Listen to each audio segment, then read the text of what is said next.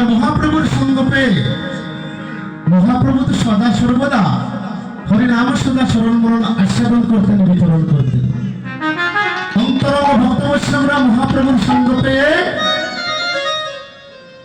আজ এক একজন এক এক যন্ত্র সেবা করছে, আস্বাদন করছে। মহাপ্রভুর সঙ্গ পেয়ে আজ ভক্তবৃন্দরা কেমন ভাবে বাজাচ্ছেন। পদকর্তা সেই লীলা দর্শন করে পদকর্তা গাইছেন কি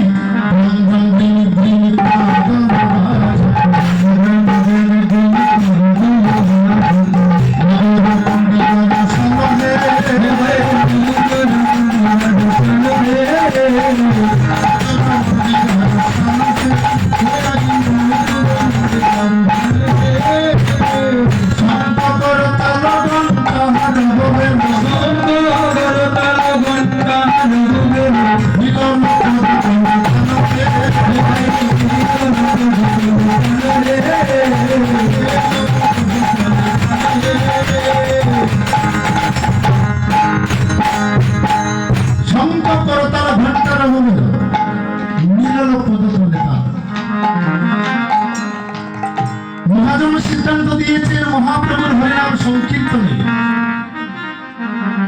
যখন নাম শুধু আস্বাদনের জন্য বহু বহু বহু যুগ ধরে আকাঙ্ক্ষিত ভক্ত বৈষ্ণব যেন আসবেন, এখানে নাম শুধু আস্বাদনে যেন কোনো ব্যাঘাত সৃষ্টি না হয়। কিসের কারণে? পদ এবং তালের মিশ্রণ হবে।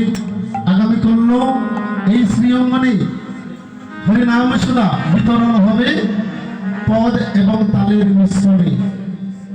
আকাঙ্ক্ষিত ভক্ত বৈষ্ণবরা আসবেন এখানে নাম সদা আস্বাদনের জন্য, যেন তালের কারণে, তালের ঝংকারের কারণে কোন ভক্তের নাম সদা আস্বাদনে ব্যাঘাত সৃষ্টি না হয়।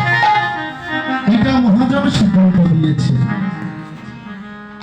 তালের বড় অহংকার ছিল গো বাবা, যে আমি পদের উপরে থাকবো সদা সর্বদা। এই যে আমার বাচ্চা ছেলেটা মাঝে মাঝে তারও অহংকার হয়ে যায়, বাবা আমি তো মন্ত্র বলতে পারি, মৃদঙ্গের মন্ত্র বলতে পারি, আমি তো আর বলল আমি মৃদঙ্গের মন্ত্র বলতে পারি। মহাপ্রভু যদি কৃপা না করেন বাবা, মহাপ্রভু যদি কৃপা না করেন, কার কি সাধ্য আছে? এই জগতের একটা জীবেরও কি সাধ্য আছে একটি পদক্ষেপ দিতে পারবে?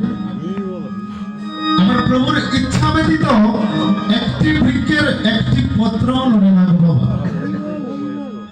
যদি কোনো ভক্ত মনে করে আমি করছি কীর্তন, আমি করছি, আমার গলার বাহাদুরি অনেক বেশি, আমার কালের বাহাদুরি অনেক বেশি, হবে না গো বাবা। কীর্তনিয়া সদা হরি, আমরা যারা বিরুদ্ধে বমুক তমুক কীর্তনিয়া তো আমরা নই। যারা তাল মৃদঙ্গ তাল সেবা করছেন, যদি মনে করে আমি রণি দেবনাথ, আমি প্রীতম দাস, আমি বাজাচ্ছি, হবে না। কখনো ভাববেন না এটা আমার মহাপ্রভু আমার দ্বারা কর্ম করাচ্ছে। আমি আমি কৃষ্ণের, আমি ভগবানের নিত্য দাস।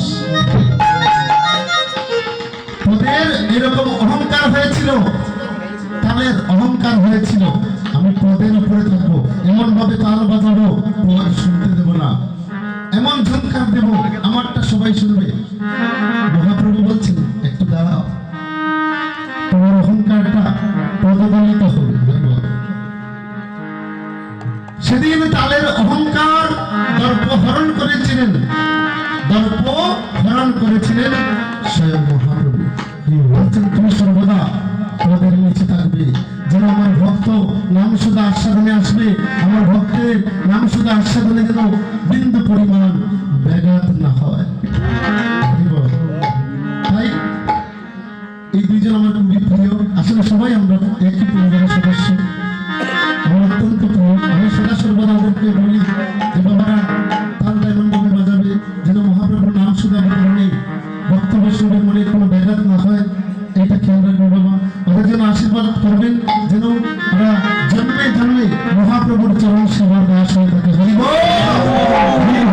তালে পদে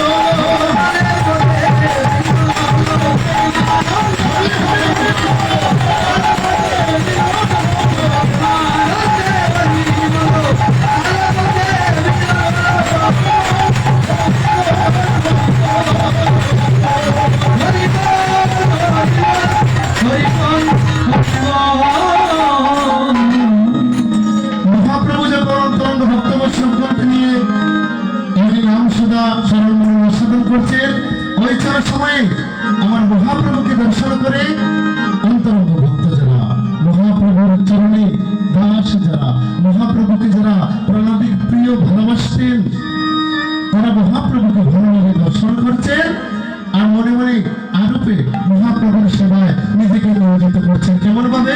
আহারে প্রভু আমার আজ ভক্তবৃন্দের মধ্যেখানে এমন ভাবে বসেছেন, আমার প্রভুকে যদি একটু নিজের আস্তে আস্তে দেখছেন, ওই যে একটু আগে বলছি বাবা, আজকে বাবা তো সামনে, বাবা তো আর নিজের গান তো আমার যন্ত্রটা শুনতে হবে, তাই না বাবা? আমার ছেলে তো, ওটা কি আপনার ছেলে নাকি আমার ছেলে? ওটা আমার ছেলে। রাধে রাধে, বাইরে গিয়ে পরিচয় দিই, ওটা আমার ছেলে। রাধে, আমরা সবাই এক পরিবারে আছি, খুব দুষ্টমিও চলে, ভালোবাসা আছে, প্রেম আছে, প্রীতি আছে। আস্তে আস্তে বাজা বাবা, যাতে সবাই মানে কথাগুলো বুঝতে পারেন। আমি তো বলার মতো কেউ নই, হ্যাঁ, তারপরেও এই যে পদের যে রহস্যগুলো, মাহাত্ম্যগুলো ভক্তবৃন্দরা যেন শুনতে পারে। রাধে, জয় রাধে। কি বলছেন যে আমার মহাপ্রভু যখন মধ্যেখানে বসে আছেন বাবা, অন্তরঙ্গ ভক্তরা মনে মনে চিন্তা করছেন, আহারে প্রভুকে যদি আমি আমার নিজের মনের মাধুরী মিশিয়ে একটু সাজাতে পারতাম। তাই কি করেছেন ভক্তবৃন্দরা? আমার মহাপ্রভুকে আরূপে আজ সাজাচ্ছেন। কেমন ভাবে?